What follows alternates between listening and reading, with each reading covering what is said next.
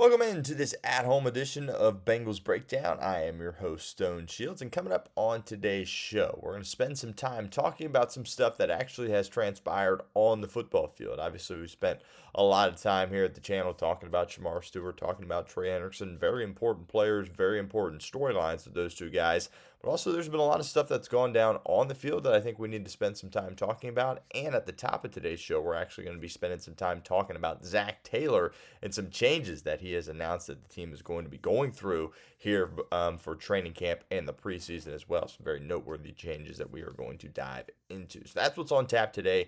Before we get into it, make sure you guys hit that sub button if you haven't done so already. That's youtube.com/Bengals TV. We will be here all off season long with videos for you guys. And of course, training camp. That should be a lot of fun. Preseason, and then before we know it, it'll be regular season time here at the channel. Don't miss out. Help yourself out. Help us out too, as we are approaching 20,000 subscribers here at the channel. All right, so let's start with some of these changes that Zac Taylor announced. And these kind of have gone a little bit under the radar here, but I think they're very much noteworthy changes for the Cincinnati Bengals here. The training camp practices are being switched to mornings. All right, so usually the training camp practices were in the afternoon, after lunch, and obviously in Cincinnati in the summer, that PM time right after lunch is really when it is the hottest. So I think this definitely is something that was probably pushed from the players, and Zac Taylor obviously is a very player-friendly coach. He's making an adjustment here and going to go with these practices in the mornings. I think that honestly makes the most sense to me, right? Get out in front of the heat, get out there, get your work in early, and then you can do, film stuff, studying, going over, install, stuff like that later in the day as well. But the practices will be in the morning. That is a noteworthy change because all the training camp practices since Zac Taylor has been here have taken place in the afternoon. Now, this is probably the biggest change of all. No joint practices for the Cincinnati Bengals this year. Obviously, joint practices are not mandatory. Not every team does them, but the Bengals have done them before. And of course, they did them last year.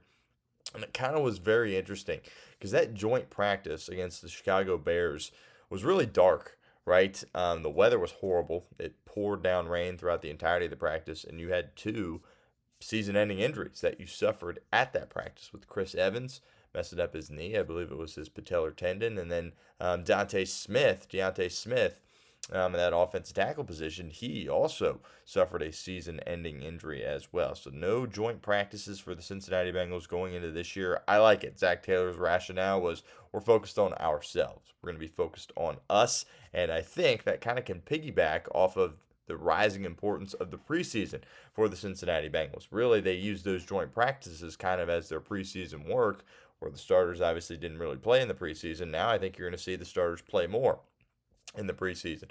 And Zac Taylor kind of has doubled down on that, saying, yeah, that's going to be something that is going to transpire. And again, the kind of focus here, the main thing that Taylor was going back to was we are focusing on us here and, not worried about, competing with other teams here in these joint practices. We're worried about us. And I think also, trying to play more in the preseason, which obviously is a good thing. Will some guys get hurt? Probably, maybe. It's football. That's what happens. But you're trying to start out better in September. That's something we've talked about all off season long. And really, ever since Zac Taylor has been here, that's kind of been an issue. Hey, got to start out better in September. We'll kind of piggyback off that from what Joe Burrow had to say here in a second. But do want to get to the pinned comment of today's show. What's your one-word reaction to these changes from Zac Taylor? Let me know. One word in the comment section. Think it's a good thing? Think it's a bad thing? Get that one-word reaction for me down in the comments of today's show. Let's talk Joe Burrow here. One thing that I want to make note of about Joe Burrow is I think some people kind of were, worried about, oh, has Joe Burrow gone a little Hollywood, right? He's going to the Met Gala, what have you. And his mindset is still the exact same as it always has been, and that shouldn't be a surprise to anyone.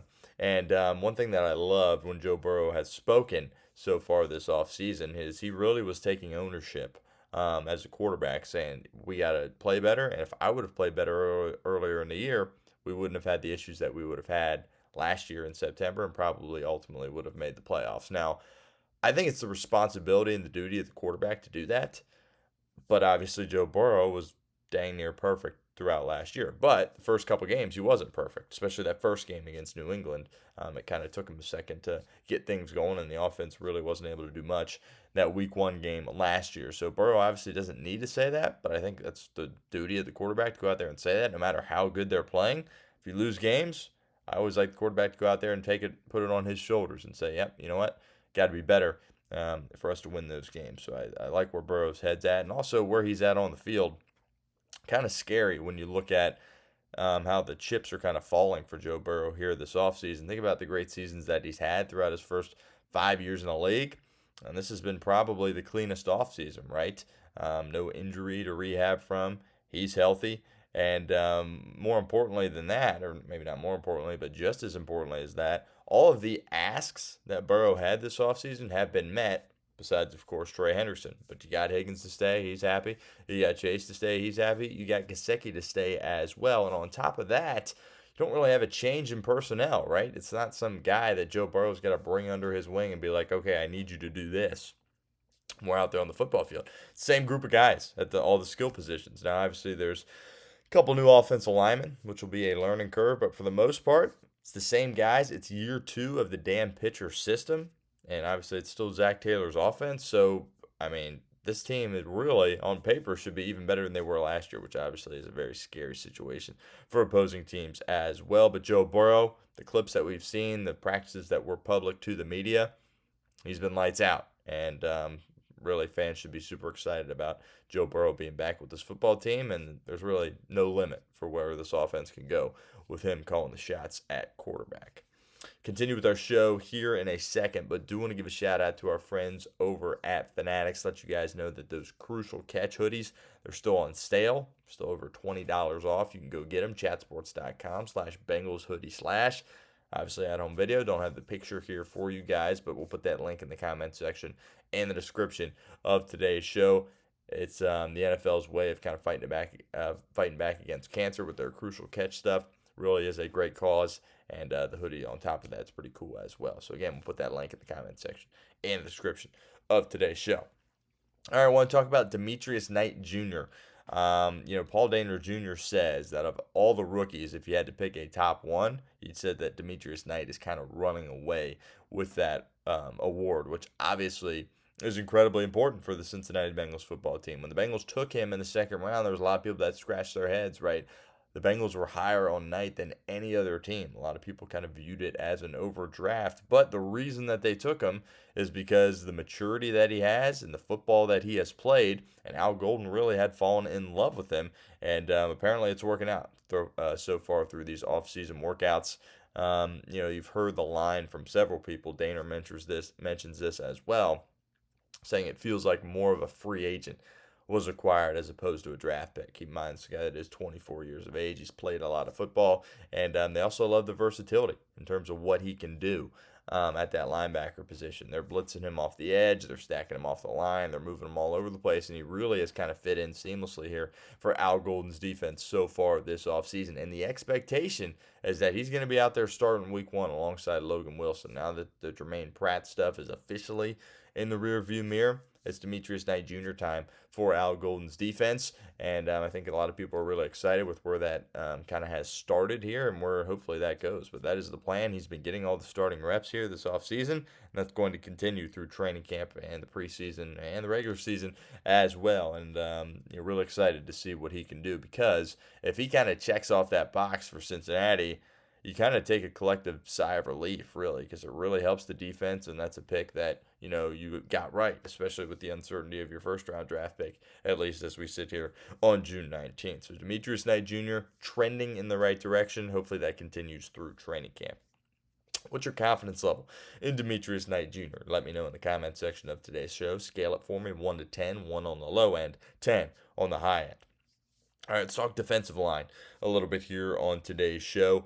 Obviously, you got a lot of uncertainty, as we've talked about, around your 2 top guys, right? Trey Hendrickson's obviously your 1. I think Shemar Stewart, we were looking at him perhaps being that second guy. Lots of uncertainty there as well. But you do have several guys behind those 2 they don't have a choice. They have to step up and they have to play well for this football team. Al Golden really had a lot of praise for the entirety of that room, but his tone did kind of change a little bit when he was talking about Myles Murphy. The quote that he said directly was, "I think it's time, right?"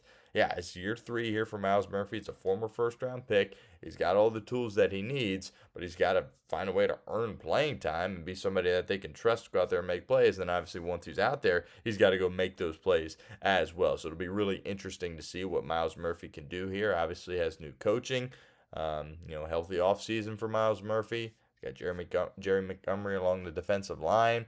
Al Golden is the new coordinator. Kind of feels like now or never for Myles Murphy. And Daner did point out in his article for The Athletic that it appears as though he's going to be that guy across Trey Hendrickson, assuming Hendrickson's going to be back, which obviously last year Osai was able to beat out Myles Murphy for a lot of those reps, but it seems like obviously the Bengals are looking to go with Myles Murphy here. We'll see what he can do. Obviously, he's really the top guy you have an eye on as a former first-round pick. But several guys behind him, right? Osai had, 5 sacks in the last 7 games last year.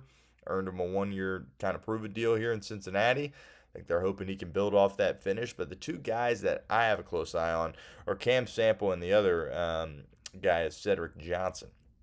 Sample, of course, missed the entirety of the 2024 season with that torn Achilles.